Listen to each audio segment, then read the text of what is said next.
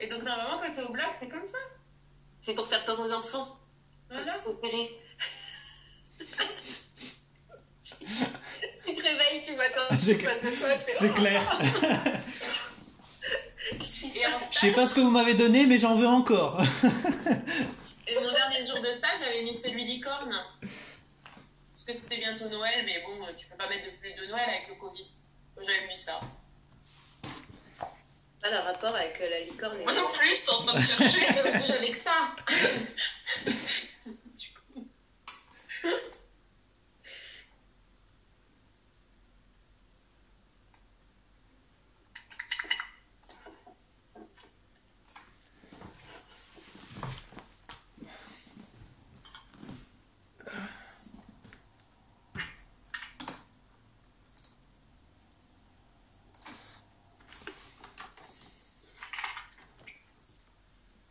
Alors, tout le monde est de retour.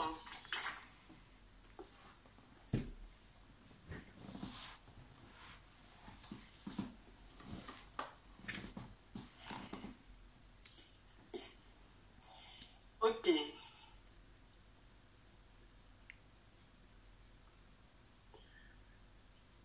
Alors, ça va? On perd quelques participants au fur et à mesure qu'on avance dans le temps. Bon, ça va. On est dans le pourcentage de perte autorisé, donc ça va. Alors, si je vous repose les mêmes questions que tout à l'heure, qu'est-ce que c'est que le BM, le BP, la démarche BP?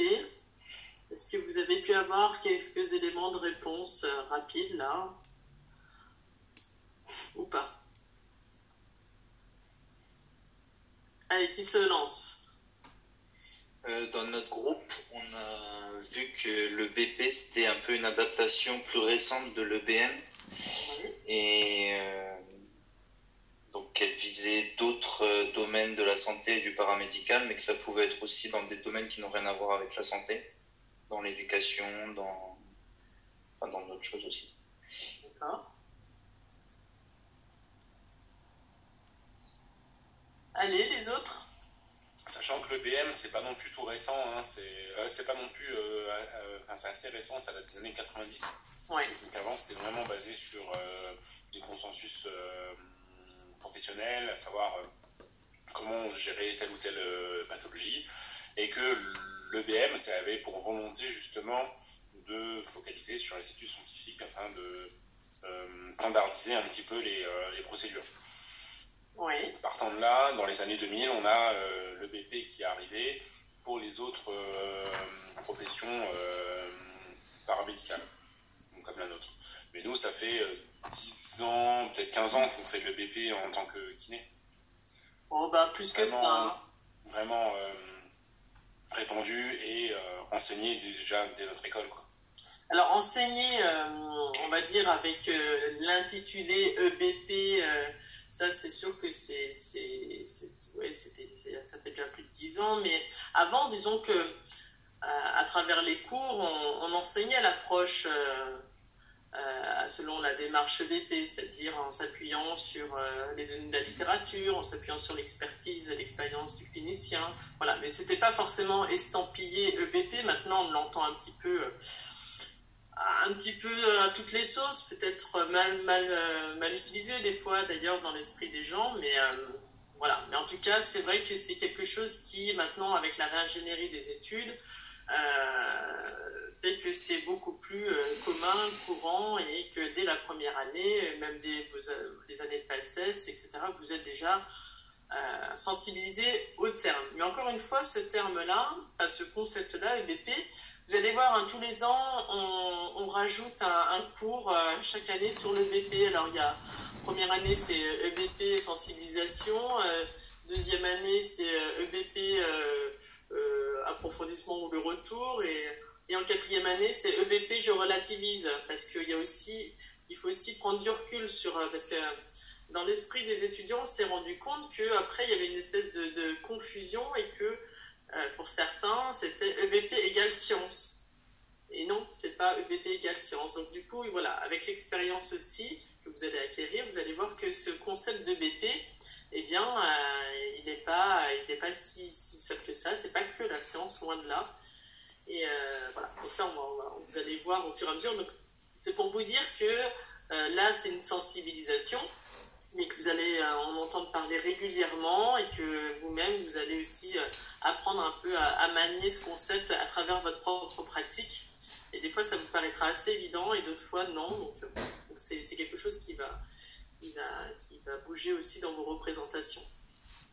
Voilà.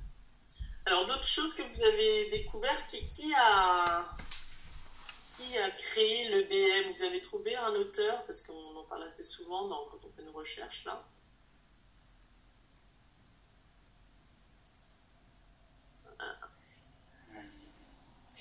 C'est un Canadien, c'est Guyat, le médecin Guyat, non? Alors, Gordon Guyat, non? alors, c'est pas lui que je... Mais lui... Attends. Oui, Gordon Guyat, oui, a initié était un des pionniers à avoir initié à l'origine des programmes basés sur les bases scientifiques, etc. Donc ça, c'était dans les années 90. Et il y a un autre nom qui est aussi... Un peu de son nom, mais c'est les équipes des Américains qui ont traité les pathologies Au crâne. pour le tabac. Alors ça, je sais pas, pour le tabac. Sackett. David Sackett. Sackett. Bien D'accord. sûr. Qui a fait Alors, lui, du coup? Eh ben, il a beaucoup participé. C'est un peu lui qui est aussi à l'origine de l'épidémiologie clinique. D'accord. Donc, dans les années 80, et lui a beaucoup publié justement sur la démarche EBM pour essayer justement d'uniformiser un petit peu les pratiques, que ce soit sur une démarche scientifique, tout ce qui est essais contrôlés, randomisés dans la science, l'intérêt de faire des recherches qui aient une méthodologie rigoureuse pour pouvoir prouver les choses de manière scientifique et pas uniquement basée sur l'autorité ou sur l'intuition du clinicien, quoi. D'accord. Donc, alors, ce qu'on va faire, alors, attendez, je vois qu'il y a des boîtes, comment c'est, David Sackett, le BM développé par les épidémiologistes connus. Ok. Alors, je vais vous partager quand même l'écran. Et puis, je vais reprendre mon support de cours. Vous avez lu l'article, là, de Jean-Philippe Regnault? Oui. Ouais. Pas tout, pas en entier, mais oui. D'accord. Mais gardez-le, ce document-là, et puis prenez le temps de le lire. C'est pareil, ça fait partie des articles. C'est bien de relire à d'autres moments dans sa formation, parce que ça prend aussi un autre sens par rapport à l'expérience qu'on a. Donc, alors, je vais vous faire un petit partage d'écran.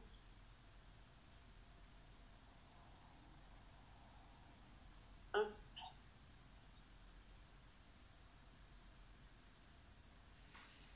Alors, est-ce que vous voyez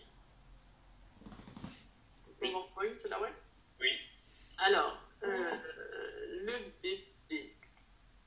Alors, je ne sais pas si vous avez vu dans vos recherches cet ouvrage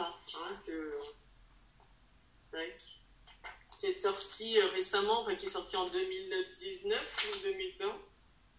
Est-ce qu'il est sorti? Je sais plus. C'était l'année dernière, c'était fin 2019 ou début 2020. Donc, bon, je ne suis pas là pour faire de la pub, mais là, je le fais un petit peu quand même, parce que en plus, c'est vraiment franco-français. Tous les auteurs, Adrien Palot, Thomas Davin, Gallois, tout ça, c'est des kinés formateurs qui enseignent dans les écoles. Beaucoup d'entre eux ont fait un doctorat ou des masters, donc se sont spécialisés dans la recherche. Donc, cet ouvrage, il est vraiment bien foutu. J'avais fait à Redoc, vous avez vu, vous avez fait un peu la formation à Redoc. Il y a une newsletter qui est publiée tous les mois. Elle vous en a parlé, Christelle Grandidier. Ouais. Oui. Et ben, l'année dernière, j'avais fait un petit article dans une newsletter pour parler de cet ouvrage-là. J'avais bien lu, vous avez vu, j'ai fait des petits trucs comme ça. Mais franchement, c'est un ouvrage qui, en première année, il y a des choses qui peuvent compliqué. En quatrième année aussi, même au bout de 10 ans de pratique, il y a des choses qui peuvent être un petit peu complexes, mais il y a plein de choses très abordables. Et là, donc, vous avez un peu, si vous voulez tout savoir sur le BP, là-dedans, vous avez plein de choses, et bien, pas que sur le BP, vous avez sur la démarche scientifique, sur les statistiques, sur la démarche clinique, le raisonnement clinique. Donc, moi, je vous invite pour moi, ça fait partie des incontournables, on va dire, dans la formation initiale. D'accord? Donc, vous le trouvez à Ridoc, il est à l'école aussi. Enfin, donc, je vous invite à le parcourir. Voilà. Retenez cette référence.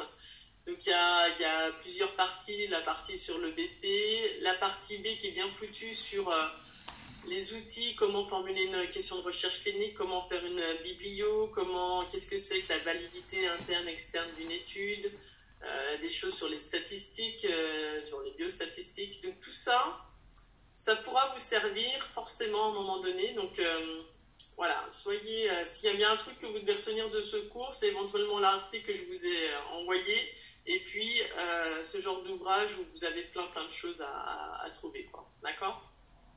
Et puis vous avez toute une partie sur le raisonnement clinique très intéressant. Et puis la dernière partie sur le BP, comment on l'intègre dans son quotidien en tant que clinicien, quoi. D'accord? Donc là, c'est assez intéressant aussi. Donc, voilà. Donc, vous avez de la matière là, si vous voulez en savoir un petit peu plus. Alors, par rapport donc à l'EBM, alors on parle d'évidence best practice. On parle de médecine fondée sur l'épreuve, on parle de médecine fondée sur les faits, de médecine factuelle. C'est différentes appellations pour dire à peu près la même chose. Je ne sais pas si vous avez vu un petit peu dans vos recherches, mais il y a différentes manières d'évoquer ce concept-là. Alors, parce que j'arrive pas. Ah, voilà. Je n'ai pas la totalité de mon écran.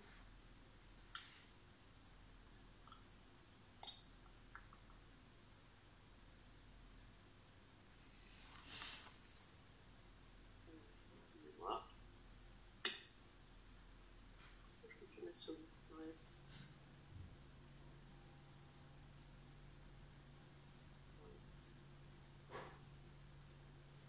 Je galère un peu, j'arrive pas à faire un truc.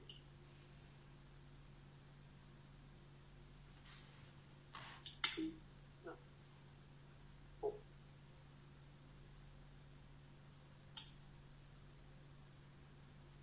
Je vois plus ma souris, dites donc. C'est un peu embêtant parce que j'arrive plus à me diriger. Alors. Tac. Là, vous voyez le truc en... C'est pas grave. Vous voyez les diapos petits, mais c'est pas grave. Parce que moi, je sais pas pourquoi ça vient comme ça. Alors.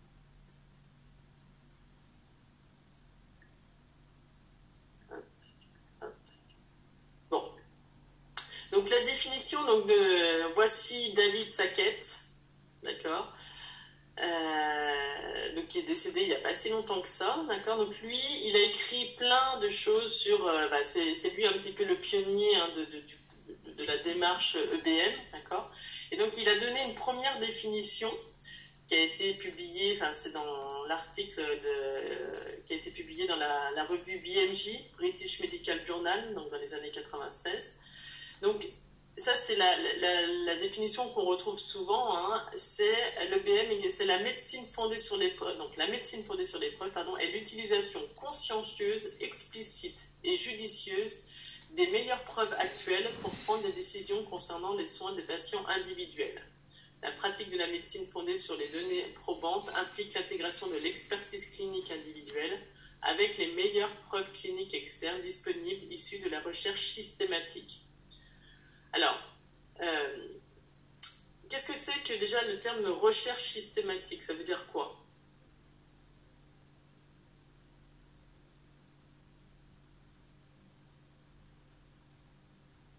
C'est quoi faire une recherche systématique? Alors ça s'applique quand on fait de la recherche en littérature, des recherches biblio.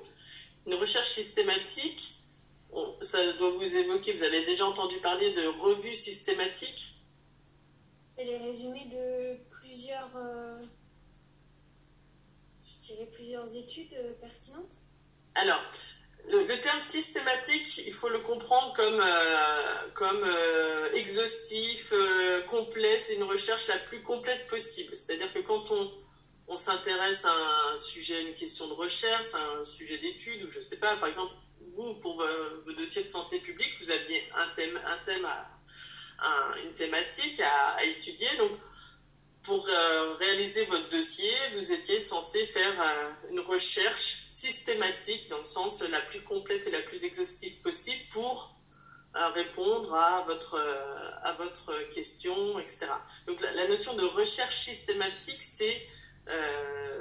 ça veut dire la plus exhaustive et la plus complète possible.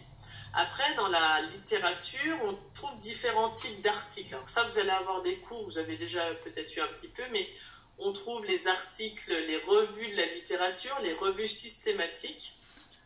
On trouve les essais contrôlés, randomisés, on trouve les études de cohorte, on trouve des essais, des études de cas. Il y a différents types d'articles. Vous avez dû déjà en entendre parler. Vous avez eu un petit peu des cours sur la biblio, normalement, je crois que je vous en ai fait, ou je ne sais plus qui vous en a fait. Oui. Ouais. Donc quand on dit une revue systématique, c'est un article, un format d'article qui va regrouper différentes études et qui va synthétiser le résultat de différentes études pour répondre à une question. C'est ça une revue systématique. D'accord ? Bref, je digresse un petit peu, mais c'est pour vous dire ce que ça veut dire issu de la recherche systématique. Donc c'est de la recherche la plus exhaustive et la plus complète, avec une méthode rigoureuse pour faire cette recherche. Donc là, on voit déjà qu'il y a la notion de données probantes de la littérature et de meilleures preuves cliniques et de l'expertise clinique individuelle. D'accord ? Alors après, vous avez d'autres définitions. Donc ça, c'est la définition la plus répandue et promue par la WCPT, la World Confederation for Physical Therapy. Donc c'est l'intégration des meilleures données issues de la recherche à l'expertise clinique et aux valeurs du patient. D'accord ? Donc on a bien ces trois. Alors, ça c'est le BM. Et puis, ce concept qui était à la base, initialement utilisé pour la médecine, eh bien, a été décliné, adapté aux autres professions paramédicales, d'accord, comme vous avez pu voir. Donc toutes les professions qui sont en lien avec la pratique clinique, donc pour devenir l'EBP, l'Evidence Based Practice, d'accord. Mais après, ça s'applique pour les sages-femmes, pour les pharmaciens, pour les orthoprothésistes, enfin, tout ce qui concerne, on va dire, la pratique clinique médicale, enfin paramédicale, on peut parler d'EBP. Alors après, on trouve des fois l'evidence-based nursing, l'evidence-based, il y avait d'autres déclinaisons comme ça en fonction de la profession. D'accord ? Ça va ? Donc on retrouve, c'est comme vous l'avez expliqué, en fait, la démarche EBP ou EBM, c'est une démarche qui permet de ce qu'on appelle de réduire l'incertitude lors d'une décision clinique. Ça veut dire quoi ? En fait, lorsque vous avez un patient qui vient vous voir dans votre cabinet, d'accord, il vient pour, je sais pas, il vient de se faire opérer une coiffe de rotateur, ou où il a eu un AVC, il a une hémiplégie, je sais pas, enfin bref, voilà, vous êtes son kiné, vous devez lui proposer un traitement. Donc, comment vous allez vous organiser pour lui proposer un traitement, une bonne décision, ce qu'on appelle une bonne décision thérapeutique? Sur quoi vous allez vous appuyer? Donc en fait, pour faire ce choix-là, eh bien, vous voyez, on retrouve ces trois cercles-là, ça va dépendre de plein de choses. Ça va dépendre de vous, de votre expérience, ça va dépendre du patient, de ses préférences, de son projet de vie, et puis ça va dépendre aussi de ce qui est recommandé, de ce qui est publié, de ce qu'on sait, comme de ce que vous avez appris et en cours et à travers vos recherches. Voilà. Donc la bonne décision, eh bien, elle va découler de tout ça. D'accord? Donc, c'est lors d'une bonne décision, la méthode EBM ou EBP, d'accord, ça permet de fournir une aide au choix thérapeutique en se basant sur les meilleures preuves issues de la recherche scientifique, sur l'expérience clinique, tout en tenant compte des préférences du patient. Et ça, c'est important, ça. D'accord? Alors, on verra après qu'il peut y avoir des dérives, justement. Si en fonction de ces cercles-là, de l'importance qu'ils peuvent prendre, ça peut entraîner des dérives. Donc, ce modèle-là, c'est celui-ci, pareil, que vous devez maintenant retenir, d'accord? Ça, généralement, vous arrivez bien à le visualiser. Maintenant, il faudra donner du sens aussi au fur et à mesure que vous allez avancer aussi dans votre expertise. Alors, il y a plein de modélisations hein, de ce modèle-là. Vous avez, mais vous voyez, à chaque fois, c'est un triptyque, hein, ils appellent ça, avec ces trois données-là. Alors, on a des modélisations triangulaires, rectangulaires, circulaires, enfin bref. Et puis, là, on a une nouvelle définition. Alors ça, c'est un petit peu... Bon, l'idée, c'est pas de vous embrouiller, mais dans ce bouquin-là, justement, les auteurs ont osé, parce que, voilà, donner un peu une nouvelle définition à l'EBP, d'accord? Donc, pour eux, l'EBP, c'est l'application clinique individualisée, raisonnée, du plus haut niveau de preuve possible dans un contexte de soins multidimensionnel unique. Ah, il y a des beaux mots, voilà, mais c'est pas si évident que ça. Alors, ça, bon, normalement, ce genre de ces diapos-là, je les détaille plus dans le deuxième cycle, mais là, je vous en parle quand même un peu parce que c'est un peu une nouvelle approche aussi. Alors, est-ce qu'on le... Je sais plus... Alors, peut-être dans la diapo suivante. Ouais, dans le bouquin, il détaille un petit peu les mots de cette définition. Ça veut dire quoi? Le BP est l'application clinique individualisée. Alors, l'application, donc ça représente l'action d'utiliser un moyen. Donc, nous, en tant que kiné, ben, on a un pouvoir de diagnostic, de thérapeutique, d'accord, pour arriver à un but, ok. L'application clinique individuelle. Alors, clinique, ça renvoie à la pratique, d'accord. Individualisée, cette application est adaptée au contexte multidimensionnel, reposant entre autres sur la spécificité de chaque patient. Nous attirons votre attention, enfin bref, voilà.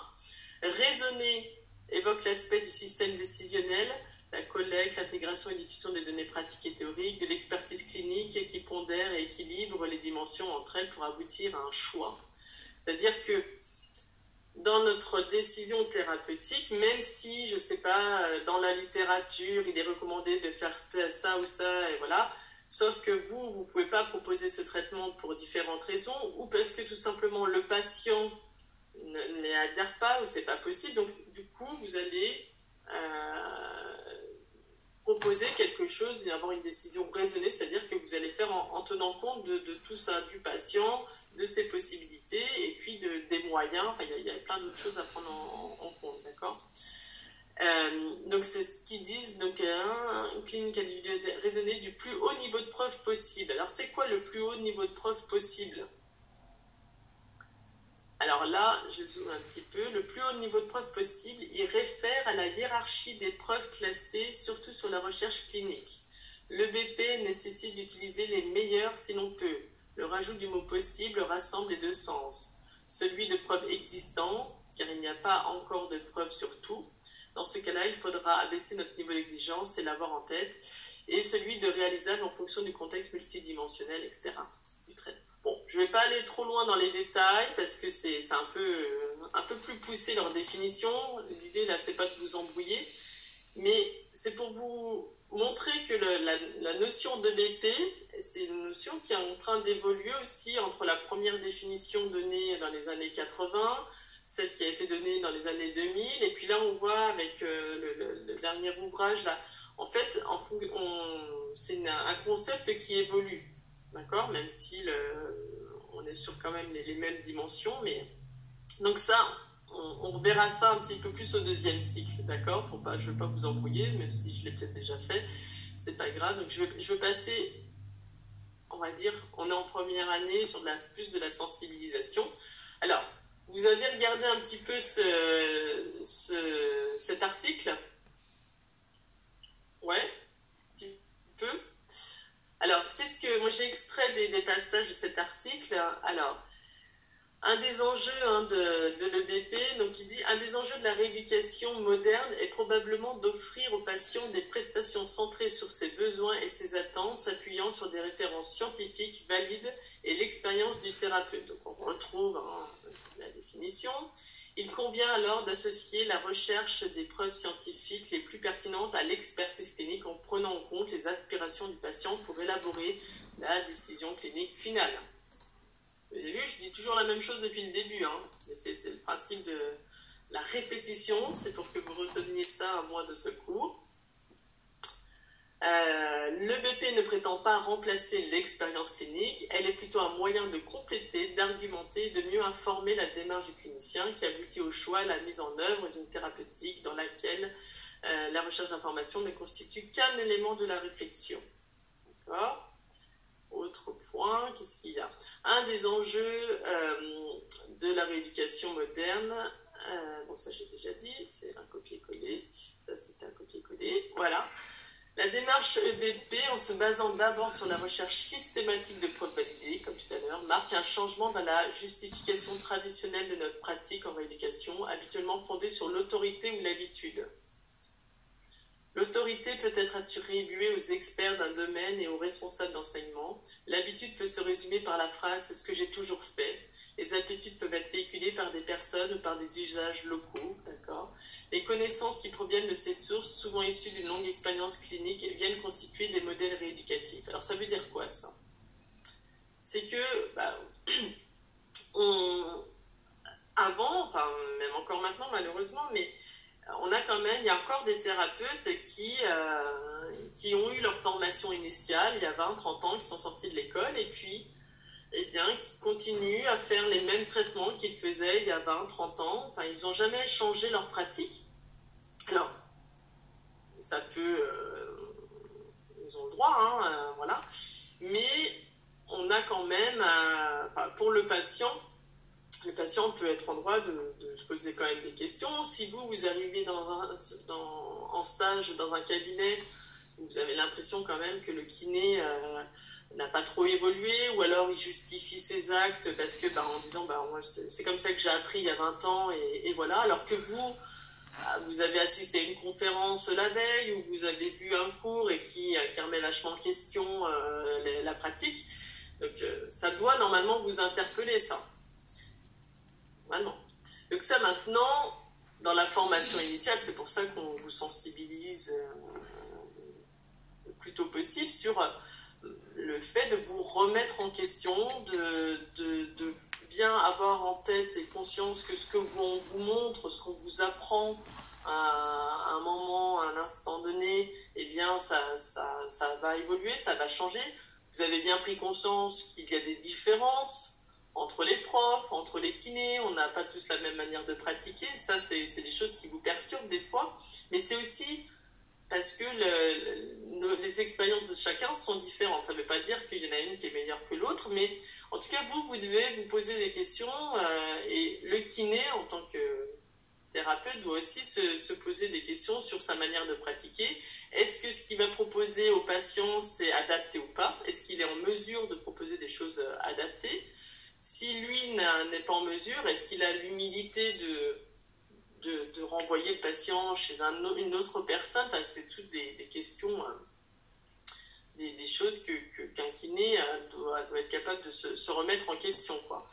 Mais dire ou pratiquer une technique en disant simplement c'est ce que j'ai toujours fait, d'accord, ça c'est pas EBP par exemple. D'accord? Qu'est-ce que vous en pensez là? Parce que là je fais un petit peu un monologue là, mais ça vous parle ou pas, ou ouais? N'hésitez pas à activer vos micros pour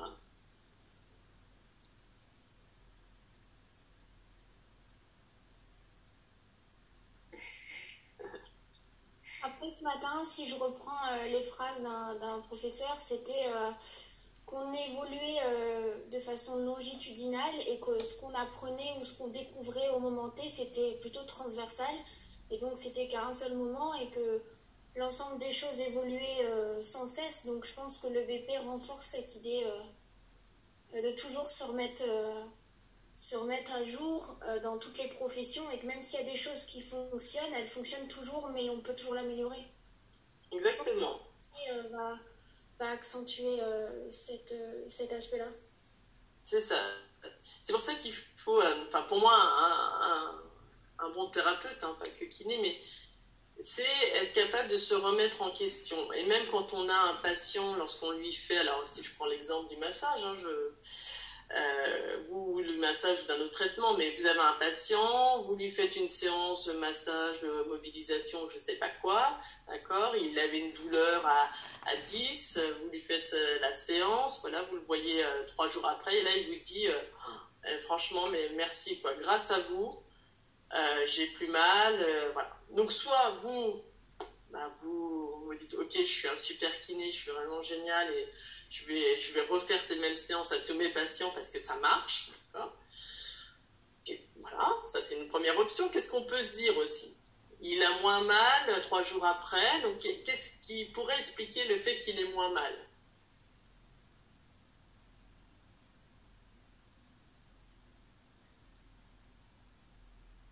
Il y a un biais de professionnalité, enfin de profession, c'est-à-dire que comme le kiné l'a vu, eh ben, c'est qu'il faut qu'il aille mieux. Ouais, alors comment ça s'appelle ça aussi? Le biais Ouais, c'est plus de la blouse blanche, quoi. Ouais, l'effet placebo. Hein, l'effet placebo. Alors ça, l'effet placebo c'est génial. Hein.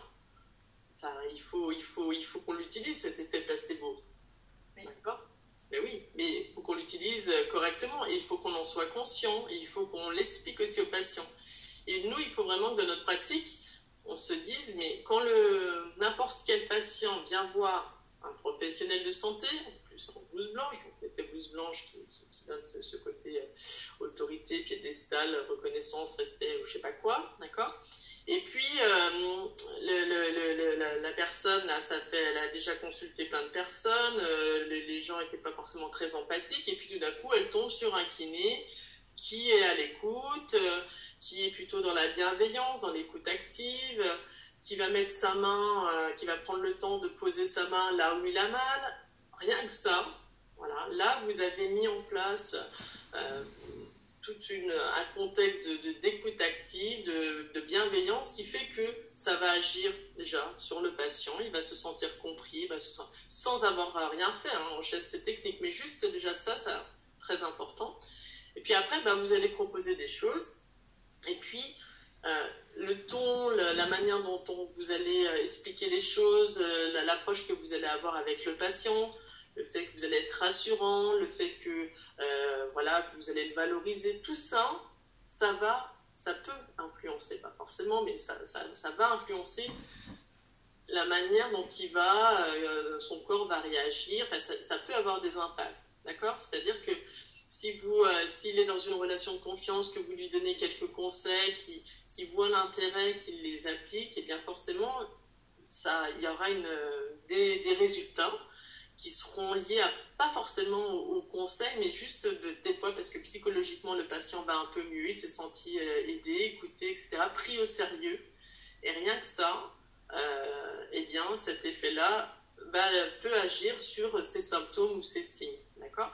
Donc après, nous en tant que kiné, il faut qu'on ait quand même conscience qu'avec certains patients, il y a des patients qui sont très, très réceptifs, très, on va dire, très sensibles à ces approches-là, d'accord? Et on sait que des fois, il suffit qu'on leur propose un truc et hop, tout de suite, ils vont aller mieux. Enfin, c'est un peu l'effet potion magique. Alors, attention, parce que là, certains peuvent dériver et dire, je vais tout le temps lui mettre des électrodes ou lui mettre du chaud. Je sais que c'est pas grand-chose, mais bon, ça lui fait du bien. Alors après, pourquoi pas? Mais le problème, c'est qu'après, nous, on a aussi une déontologie et puis on doit aussi ça une éthique, et c'est-à-dire à partir du moment où on facture des choses, est-ce que on doit recevoir ce patient 2 fois par semaine pendant des semaines, lui faire un truc où on sait très bien que c'est pas les électrodes, c'est juste le fait qu'il soit avec du monde dans la salle d'attente qui lui fait du bien, ou est-ce qu'on peut lui proposer d'autres choses? D'accord? Donc ça, c'est des réflexions que vous devez avoir. D'accord?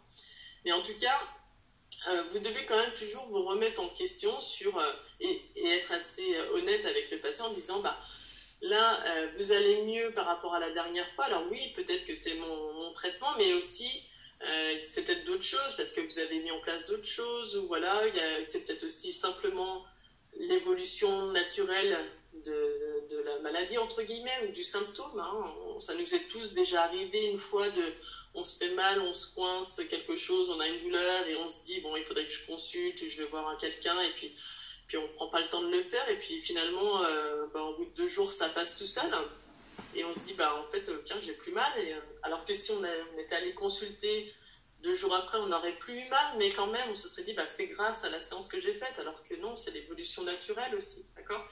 Donc ça, en tant que thérapeute, il faut quand même qu'on ait aussi ces notions-là en tête quand on traite une pathologie, savoir que pour tel problème, on sait qu'il faut attendre au moins 48 heures, 24 heures ou tel délai de cicatrisation pour que ça aille mieux. Donc tout ça, c'est des connaissances que nous, on doit avoir aussi pour traiter un patient. D'accord? Alors, j'enchaîne parce que